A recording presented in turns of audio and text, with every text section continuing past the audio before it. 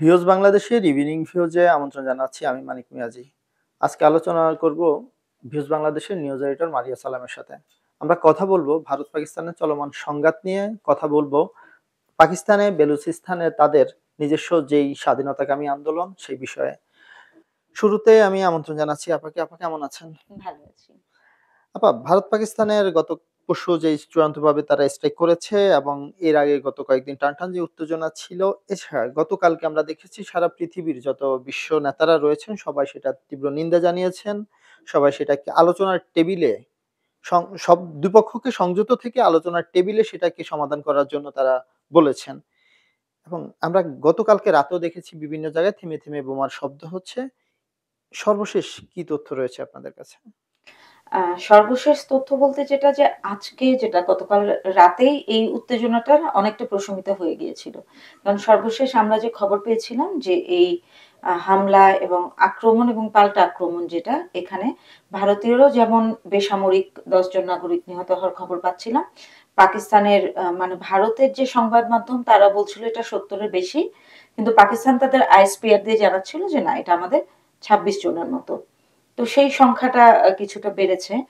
আর যেটা যে কিন্তু সবচেয়ে বড় যে বিষয়টা যে সারা বিশ্বের যারা নেতা বা বিভিন্ন কমিউনিটির যারা নেতা তারা সবাই চাচ্ছেন যে এই যুদ্ধ যাতে না হয়, মানে এমন পর্যায়ে যাতে না চলে যায়, যাতে সারা বিশ্বের জন্য এটা একটা ক্ষতিকর জায়গায় চলে যায়। সবাই শান্তি চাচ্ছিলেন এবং উভয় পক্ষকেই ধৈর্য ধারণ করে এবং সবকিছু বিবেচনা করে একটা সমঝোতায় আসতে বলছিলেন। তো সেই জায়গাটা থেকে দেখা যাচ্ছে যে এই অনুরোধে কিছু কাজ হলো কিনা বা এরকম মানে আমরা যতটা আশঙ্কা করছিলাম যে এটা বেড়ে যেতে পারে ঠিক সেই পর্যায়ে বাড়েনি, অন্তত সংবাদপত্রে আমরা তাই দেখছি। তবে যেটা হয়েছে যে উভয় পক্ষই আজকে দেখা যাচ্ছে যে মোটামুটি তারা গত ২ দিনের চেয়ে আজকে একটা মানে তুলনামূলকভাবে আজকে একটা উত্তেজনা স্থিতিশীল, সেখানে কম। হ্যাঁ, কম উত্তেজনাকর অবস্থায় আছে। এবং পাকিস্তানও কিন্তু এটা বলেছে, মানে গতকালও পাকিস্তান যেটা বারবার বলছিল যে এই কাজটা মানে আন্তর্জাতিক অনেক নীতি লঙ্ঘন করেছে ভারত বা অনেক অভিযোগ তুলেছিল। মানে দায়িত্বহীন আচরণ বলেই তারা আসলে অভিহিত করছিল। তারা, হ্যাঁ, বিভিন্নভাবে এটা বলছিল। ঠিক দায়িত্বহীন না, তারা বলছিল এটা খুব প্রতিহিংসামূলক। হ্যাঁ? এরকম একটা আন্তর্জাতিক কোনো ল আসলে ল এখানে ফলো করা মেইনটেইন করা হয়নি। হচ্ছে না। এই অভিযোগগুলো তারা দিয়ে তারাও বলছিল যে এটা এভাবে আমরা ছেড়ে দিব না। এটা শেষ পর্যন্ত দেখব, প্রতিশোধ নিব, যা করতে হয় করব। মানে তারা কিন্তু অনেক ছিলেন। উত্তেজিত প্রতিশোধ একটা, পরায়ণ কথা হ্যাঁ, বলছিলাম। উত্তেজিত অবস্থায় ছিলেন। কিন্তু আজকে আমি এটাকে একটা আশার বাণী বলতে পারি যে পাকিস্তান ফরমালি একটা স্টেটমেন্ট দিয়েছে যে ভারত যদি এটাকে না এগিয়ে নিয়ে যায় তাহলে পাকিস্তানও ধৈর্যের পরিচয় দিবে। তো যাক, আমরা আমরা বলতে পারি যে হ্যাঁ, আমরা যুদ্ধ বলতে নয় পারি। শান্তির দিকে হ্যাঁ, যাচ্ছি। জি, আবার এই যে গণমাধ্যম কর্মী হিসাবে আমরা গত কয়েক বছরে তো দেখেছি, আপনিও প্রায় ২ দশকের মতো সময় এখানে কাজ করছেন, দেখেছেন যে জি। বিভিন্ন যখন কোন রকমের কোন সংঘাতময় পরিস্থিতি হয় তখন এক ধরনের রিউমার স্প্রেড হচ্ছে হুম, কিংবা যেটাকে হচ্ছে গুজব ছড়ানো হচ্ছে। আমরা গতকালকে থেকে আন্তর্জাতিক গণমাধ্যমের বরাত দিয়ে যেটা বলা হচ্ছে যে গতকাল থেকে পাকিস্তান ভারতে প্রায় ৭০,০০০ এর বেশি গুজব ছড়ানো হয়েছে। হ্যাঁ। এটা কি, এবং গুজব ছড়িয়ে যেটাকে যতটুকু না মাঠে ছিল তার থেকে এটাকে তারা টেবিল টক এরকম ভাবে নিয়ে গিয়েছে যে ভারত পাকিস্তানের তাদের দুপক্ষ সেটাকে অনেক বেশি গুজবের উপর ভিত্তি করে হুম। এটাকে সামনের দিকে আগাচ্ছিল। এই গুজব বিষয়টাকে আপনি তো দেখেছেন, আগেও হচ্ছে, বাংলাদেশে হচ্ছে। আমরা এর আগের আন্দোলনগুলোতে দেখি গুজবটা আসলে বাস্তবতা থেকে অনেক দূরে সরিয়ে নিয়ে দূরে যায় সরিয়ে নিয়ে জাতিকে। যায়। এই হুম। জায়গাতে আপনি কি বলবেন? এই গুজবের না, এটা এটা হচ্ছে একটা অনেক বড় জায়গা এবং এখানে সংবাদ মাধ্যম যারা কর্মী আছে তাদের কাজ করার একটা অনেক বড় জায়গা কিন্তু এই জায়গাটা, হ্যাঁ?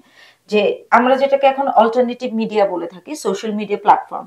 এগুলো নিয়ে না বিভিন্ন জায়গায় সারা বিশ্বে কিন্তু সভা সেমিনার হচ্ছে। আমরা সেগুলো অ্যাটেন্ড করি এবং সবসময় কিন্তু একটাই কথা সবার মুখে মুখে উচ্চারিত হচ্ছে যে একটা সময় বাংলাদেশের যে বাংলাদেশ বলেন বা সারা বিশ্বেই যেটা হচ্ছে যে জাতীয় পর্যায়ের যে গণমাধ্যমগুলো ছিল মানুষ সেগুলোর উপর আস্থাশীল ছিল। হ্যাঁ, তখন তাদের অল্টারনেটিভ মিডিয়ার কোনো দরকার হচ্ছিল না। হুম, কিন্তু যখন থেকে এই যে সংবাদপত্রগুলোর উপর সেন্সরশিপ বলেন বা মালিক পক্ষের নীতি চাপিয়ে দেওয়া বলেন বা সরকারি বিভিন্ন রকমের যে এজেন্ডাগুলো থাকে সেগুলো যখন বাস্তবায়নের একটা জায়গায় চলে যায় তখন মানে স্বাধীন, বিকল্প সোর্স হিসাবে মানুষ এই সোশ্যাল মিডিয়া হ্যাঁ, গুলাকে তখন মানুষ আর এগুলোর উপরে ভরসা রাখতে পারে না মূল ধারার গণমাধ্যমের উপর।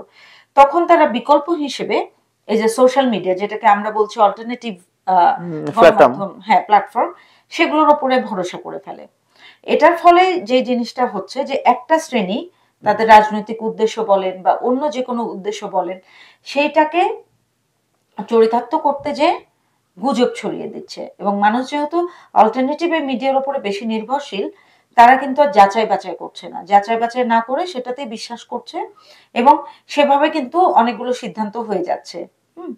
তো এখানে গণমাধ্যম কর্মীদের আসল কাজটা সেটা হচ্ছে যে এই যাচাই বাছাই করে তারা মানুষের আস্থা যাতে মূলধারার সাংবাদিকতায় ফিরিয়ে নিয়ে আসতে পারে, এরকম একটা কাজ তাদের করা উচিত। ভাই এই এ বাংলাদেশের গণমাধ্যমের কথা আমি বলছি। সেখানে মানুষ বলা হয় যে এই মুহূর্তে মূলধারার গণমাধ্যম থেকে বিমুখ হয়ে সোশ্যাল মিডিয়াতে চলে যাচ্ছে। কিন্তু তারা এই পরিমাণ রিউমার স্প্রেড করতেছে, তাদের আসলে কোনো দায়িত্ব তো নেই। মানে না, তারা আসলে জবাবদিহিতার ভিতরে এখনো জবাবদিহিতায় যায়নি। যায়নি। জবাবদিহিতার ভিতরে না গেলে যা ইচ্ছা তাই প্রচার করতেছে। এখন একজন ব্যক্তি যখন তার Facebook এ একটা জিনিস প্রচার করতেছে, সেটা তার ব্যক্তিগত সম্পত্তিই হুম, হচ্ছে।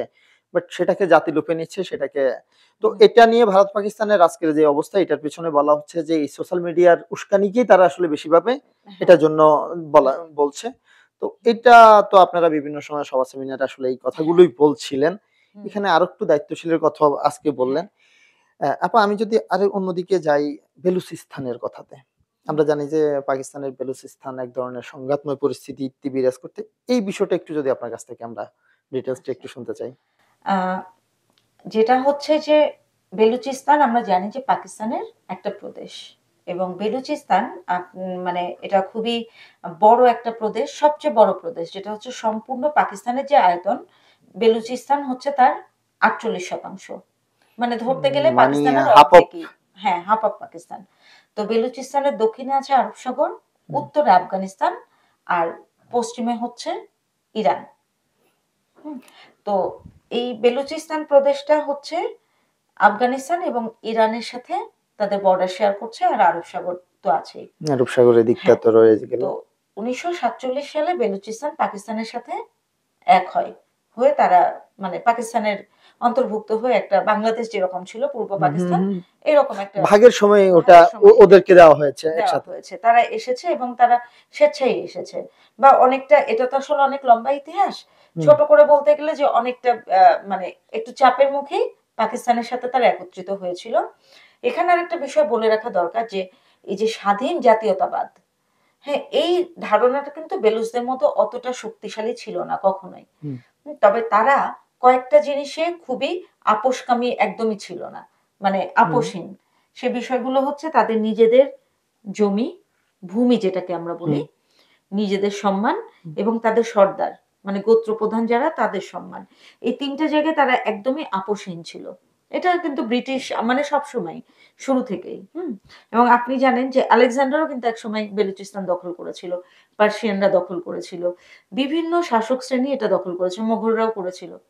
কিন্তু প্রত্যেকটা সময়ই যেটা হয়েছে যে মানুষ দেখেছে বেলুচরা হচ্ছে ভয়াবহভাবে স্বাধীনচেতা। মানে জাতীয়তাবাদ বা তারা স্বাধীন রাষ্ট্র হবে এই চিন্তার চেয়ে বেশি ব্যক্তি বা তাদের গোত্রর যে হুম। উম মানে স্বাধীনতার সম্মানটা। জায়গাটা, সম্মানটা, সেটাকে তারা সবচেয়ে এজন্যই বেশি ব্রিটিশরা বলত যে বেলুচদের সম্মান দিয়ে শোষণ করো। হ্যাঁ, মানে ব্রিটিশরা একটা নীতি নিয়েছিল যে হুম, কোন জাতিকে তারা কিভাবে মানে শাসন করবে হুম। আরকি। মানে তো তারা বলত যে পাঞ্জাবিদেরকে তোমরা শাসন করো, ভয় দেখাও। হুম? সিন্ধিদেরকে তোমরা ভয় দেখাও, এবং আ ইয়েদের যেটা ছিল যে বেলুচদেরকে তোমরা সম্মান করো। কারণ মানে সম্মান করে তুমি তাদেরকে শোষণ করো। শোষণ করো, হ্যাঁ, এটা খুব ভালো ডিভাইড হ্যাঁ। অ্যান্ড রুলস এর। মানে কারণ বেলুচদের সর্দারদেরকে সম্মান করলে তারা ঠান্ডা থাকতো। এবং পাকিস্তান একটা পলিসি নিয়েছিল ওয়ান স্টেট পলিসি, যেটার মধ্যে তারা চাচ্ছিল যে এই যে পূর্ববঙ্গে আমরা যারা পূর্ব পাকিস্তানের অংশ ছিলাম, বাংলা ভাষাভাষী বাঙালি, আমরা আমাদের জাতীয়তাবাদ এবং স্বাধীনতার যে চেতনা এটা কিন্তু সবসময় খুব শক্তিশালী ছিল। হুম? আমাদেরকে কিন্তু কেউই ওইভাবে স্বাধীনভাবে শাসন করতে পারেনি। আমাদের কিন্তু ১২ ভূইয়াদের ইতিহাস আছে। যে কখনোই বাঙালিরা অন্য কোনো জায়গায় শাসকের কাছে মাথা নত করেনি। তো পাকিস্তানও এখানে ভয়াবহভাবে একটা স্ট্রাগল ফেস করছিল একচ্ছত্র আধিপত্য বিস্তারের বিষয়ে। তো তারা তখন চাচ্ছিল এই বাংলাদেশ বাদ দিয়ে, পূর্ব পাকিস্তান বাদ দিয়ে ওইদিকে যে ভূমিটা আছে, ইউনাইটেডলি হুম, তারা ওই যে ওয়ান স্টেট একটা মানে মতাদর্শ নিয়ে এগিয়ে বাংলাদেশকে সাপ্রেস করে রাখবে।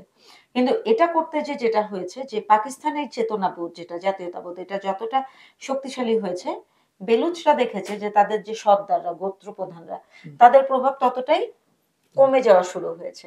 ফলে তারা শুরু থেকেই মানে নাখোশ হয়ে গেছে। এবং তারা কিন্তু প্রথম ১৯৪৮ সালে বেলুচ বিদ্রোহ হয়। সেই সময় তারা পাকিস্তান সরকারের বিরুদ্ধে মানে স্বাধীনতা মানে ৪৭ এর ঠিক ১ বছর পরে ৪৮ এ বেলুচ বিদ্রোহটা বিদ্রোহ হয়, প্রথম বেলুচ বিদ্রোহ। এবং তারা তখনই পাকিস্তানের যে শাসন ব্যবস্থা সরকার এটার বিরুদ্ধে বিদ্রোহে চলে যায়। তো সেই রেশ কিন্তু এখনো চলছে। সর্বশেষ আজকে যেটা হয়েছে এই ভারত পাকিস্তান যে একটা সংঘাতময় পরিস্থিতি তার মধ্যে ওইদিকে বেলুচিস্তান আপনি জানেন রিমোট কন্ট্রোল যে বোমা আইআইডি বলা হয় সেটার মাধ্যমে আজকে তাদের ২টা শহরে তারা বোমিং করা হয়েছে। বোমিং করা হয়েছে। এটা হচ্ছে বোলন এবং কেচ। এবং বোলনে হচ্ছে ১২ জন পাকিস্তানি সেনা সদস্য নিহত হয়েছে, কেচে ২ জন। মানে আজকে ১৪ জন নিহত হয়েছে। আচ্ছা, হ্যাঁ, আজকে ১৪ জনের নিহতের খবর আমরা পেয়েছি গণমাধ্যমে। এই উত্তেজনা কিন্তু এই বছরের শুরু থেকেই শুরু হয়েছে। আপনি জানেন যে মার্চে প্রথম তারা পেশোয়ারগামী একটা ট্রেন যাত্রীবাহী ট্রেন হচ্ছে জিম্মি করে ফেলে বেলুচ বিদ্রোহীরা। এবং তারা সেখানে দাবি করে যে তাদের যত রাজবন্দী আছে তাদের মুক্তি না দেওয়া পর্যন্ত এই বন্দীদেরকে তারা ছাড়বে না। আচ্ছা, এই যে এই বেলুচের যেই আপনি তাদের ভৌগোলিকভাবে যে অবস্থানের কথা বলেছেন, বাংলাদেশ এদিকে থাকার কারণে বাংলাদেশ স্বাধীন হয়ে গিয়েছে। বেলুচরা ওইদিকে হচ্ছে ইরানের কথা বলছেন, তারপর আফগানিস্তান রয়েছেন, আরব সাগর রয়েছেন।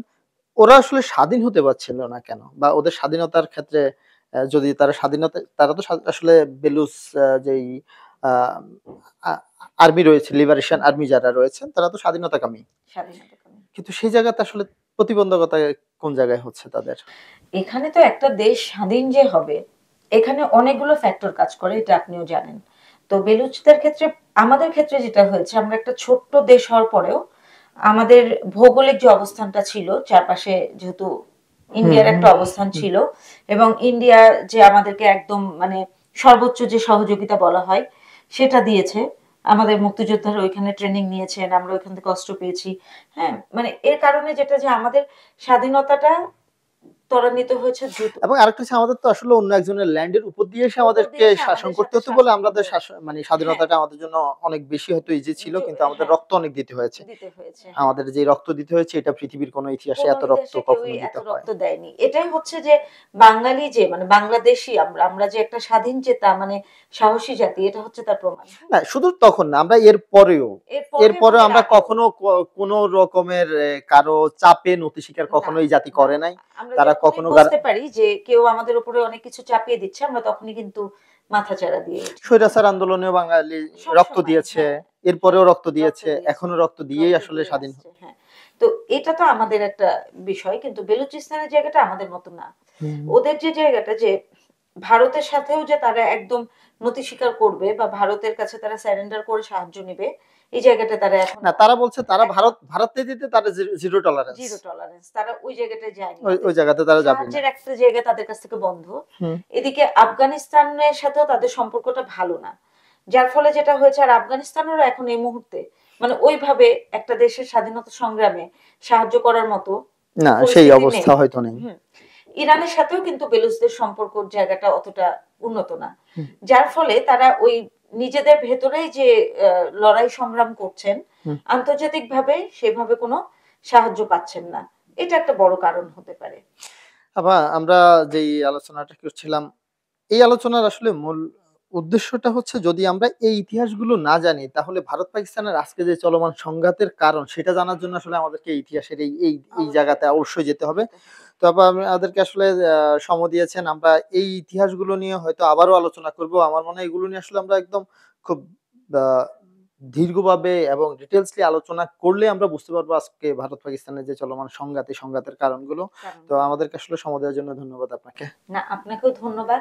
সেই সাথে আমাদের সাথে যারা যুক্ত থাকেন তাদেরকে একটা বিষয় বলে রাখা দরকার যে এই যে বিষয়গুলো নিয়ে আমরা আলাপ করছি এটা শুধুমাত্র কিন্তু একজন সংবাদ মাধ্যম কর্মী হিসেবে আমরা যেটা দেখতে পাচ্ছি সেটাই, কিন্তু এর চেয়ে অন্তর্নিহিত বা যে বড় বিষয়গুলো রয়েছে এটার মধ্যে যে প্রভাবগুলো আছে আন্তর্জাতিক, হ্যাঁ, বা মানে নিজেদের ভেতর থেকে যেই ইয়েগুলো তৈরি হচ্ছে বেলুচদের মধ্যে, এগুলো জানতে হলে আমাদের আসলে ইতিহাসবিদ বা একাডেমিশিয়ান এইরকম যারা বিশেষজ্ঞ এইসব নিয়ে পড়ালেখা করেছেন, জানেন, তাদের মতামত নেওয়াটা মানে সবচেয়ে বেশি জরুরি।